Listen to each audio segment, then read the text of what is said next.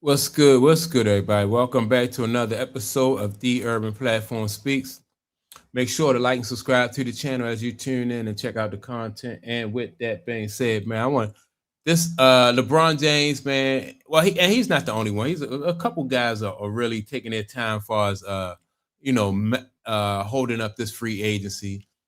But I think the thing about LeBron James, and then you got Jalen Duren, and you have a couple other people. That the thing about it is though it's going to be basically, in my opinion, like anticlimactic, right? And what I mean by that is when LeBron James finally do pick the team that he's going to, you know, people probably gonna have the opinion like or the thought, but like, man, what took you so long? You chose that team, and because I personally think that LeBron James is going to Cleveland, right? And he could have picked Cleveland a week ago, and because I don't think there's something that they need to have worked out or something like that.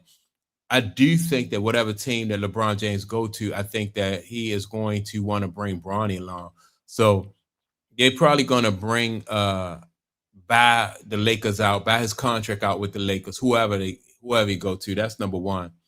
The number two, I think some things are being worked out because LeBron James know that whatever team he go to, it's going to be a big windfall for them as far as like financially. They're going to make some money. And LeBron James, I know teams say, well, we only have the minimum, right? The veteran minimum.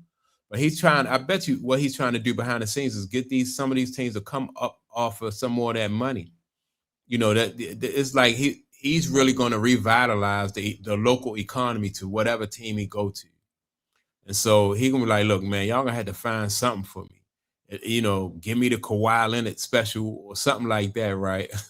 But because I think teams are lowballing them, and maybe teams would even rather not even have LeBron James than to give him anything above the veterans minimum, right? So we're gonna see. But Scat was talking about this, and what I'm gonna do is I'm gonna play the audio because he made some points about not just LeBron James but Jalen Duren, you know, and so like how this could possibly backfire on these guys that are holding out for this long. Well, while the NBA trading frenzy has been exciting and impactful this summer, the free agency period has been subpar and mediocre as a soon to be 42-year-old geriatric continues to hijack the news cycle while we all breathlessly await his most recent decision. And the two most intriguing and arguably top free agents remain frozen in a state of limbo by their own teams. Many thanks to Prize Picks for sponsoring this video. And yes, LeBron doesn't seem to be in too much of a hurry to announce anything soon, as he spoke about his pending decision yesterday during the filming of a live podcast.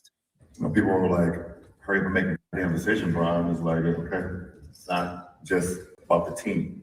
So many other factors that I'm, factoring in right now on what, not only best fit me as a player, what best fit me as a person, what best fit me as what my happiness, and also with my family as well. And look, it ultimately seems as if the self-proclaimed king. Now, all that he said though, but it's no consideration for the other teammates or the team. It's just all about LeBron James, me and my family. Like he the president or something, like the first family, me and my family and my happiness. So, like I said in previous videos, man, these kind of moves by LeBron James are going to come back to bite him, and so it is what it is. Is trying to make his decision, or at least as far as we can tell, trying to make a decision between three Eastern Conference teams. That, of course, being a return to the Cleveland Cavaliers, a return to the Miami Heat, or just signing with a new team, the fourth team ultimately of his career, the Philadelphia 76ers, who seem to be a bit of a wild card and a dark horse at this point, though nonetheless a very intriguing one at that, because it would potentially boast the best lineup LeBron James has ever played with. Because, of course, they have Tyrese Maxey, that ascending all-star guard who actually was All-NBA last season. They, of course, then traded for Jaylen Brown, who of course was also All-NBA a season ago while finishing 6th in league and MVP vote. Oh, and then of course, if Joel Embiid could ever actually stay healthy and get on the court, well, they would have a former league MVP big as well in that lineup, including another intriguing guard piece in last year's rookie standout VJ Edgecombe. Ultimately, though, I just don't know how palatable it is for LeBron James to join a team that he has never spent a single day with within that organization. He knows what to expect with Cleveland, just like he knows what to expect with Miami. Also, it is my expectation that LeBron does just want to keep the list of teams played for to 3 and not expand upon that. But look, while he is no doubt, I never thought about that, right? But I would think that, yeah, I mean, so why would he be concerned about like expanding on 3 teams, right? Because that shows like if he's concerned about, all right, I don't want to have 4 different teams on my resume, that would show that he realized that floating around from team to team is not a good look, and so if he say that 3 is is the cat, 4, I mean, 3 makes him look just as much as a journeyman as 4, or makes him look as much of a not journeyman, but just say like a mercenary as the 4th team. People bringing you in so you could possibly win them a championship. So, but that just go to show that LeBron James is concerned about how this would affect his legacy. Comfortable with both Pat Riley and Eric Spoelstra. The rest of that team looks very different, and they are throwing a bunch of pieces together right now as well.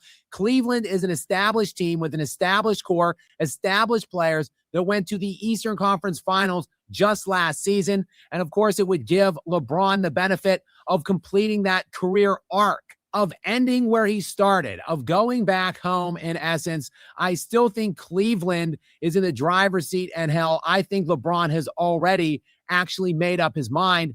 I, however, am sitting here intrigued. I'm wondering, I'm curious what actually is going on with the 2 best free agents in my estimation, or at least the 2 most intriguing ones. All right, so I agree with Scat. I think that Cleveland got the inside track as far as being able to land LeBron James, right? And I just think they trying to get Cleveland to come up off of more money, because LeBron James, the last time he went to Cleveland, like that local economy just boomed because of him, right? And so that's where I think LeBron James is trying to negotiate more money, and he want his son to go there to Cleveland too, right? And on top of that, LeBron still had to be careful though, because local radio stations in Cleveland are saying that Cleveland fans are not really all that, not really all that excited about the return of LeBron James for the 3rd time, right? So he gotta I hope he go back to Cleveland though, man, because it's still like the fans, he not gonna get the support that he think he is, even in his home state of Ohio. Mentioned in my open, that being Peyton Watson and Jalen Duren. More on those 2 in a minute, but first, with the World Cup final looming on Sunday, what are they doing other than losing their best bench player from a year ago in Tim Hardaway Jr.? He, of course, joins the Miami Heat this summer. And, of course, the Nuggets also lost the only viable backup center Nikola Jokic has had in about 5 years now, as Jonas Valanciunas will be heading home overseas. So aside from that, the Denver Nuggets have done practically nothing at all. And of course, they want to retain the rights to their star restricted free agent, Peyton Watson. The 23-year-old who had a breakout campaign last year, including that one magical month of January when Nikola Jokic was out, a month where Peyton Watson won Player of the Week in one of those 4 weeks. So clearly the Denver Nuggets want to retain him, but likely they don't want to make the same mistake they made with Christian Brown. And of course, Peyton Watson and his camp want them to make that same mistake. They are seeking in excess of $25 million annually. So over a $100 million extension for Peyton Watson. That's what he and his agent are asking. The Denver Nuggets, however, are abutted pretty firmly up against that second apron. Specifically, if they give him that offer sheet, they will blow right past the second apron, something that the Nuggets very much want to avoid. So yes, look, a tale as old as time, these two sides remain, quote, far apart. And in the interim, of course, several other teams around the NBA are showing some interest in this potential breakout 23-year-old.